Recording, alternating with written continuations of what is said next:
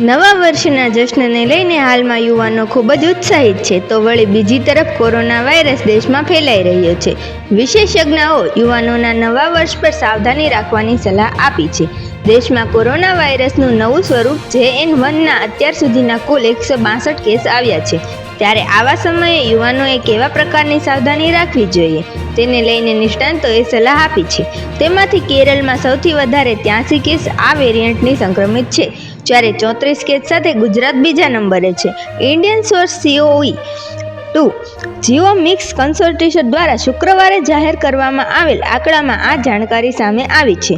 આંકડા અનુસાર કેટલાય રાજ્યોમાં પાછલા અઠવાડિયામાં કોવિડના કિસ્સાઓ વધારો થયો અને 9 રાજ્ય તથા કેન્દ્રશાસિત પ્રદેશોએ અત્યાર સુધીમાં વાયરસ સબવેરિયન્ટ JN1થી સંક્રમિત પુષ્ટિ કરી છે. બસ હાલ માટે એટલું જ મિત્રો. ફરી મળીએ નવી અપડેટ અને નવી ખબરો સાથે. ત્યાર પહેલાં અમારા વિડીયોને લાઇક કરી ગુજરાતી ન્યૂઝને સબસ્ક્રાઇબ કરો, બેલ આઇકન દબાવી દેજો જેથી કરીને તમને નવી અપડેટ મળતી રહે.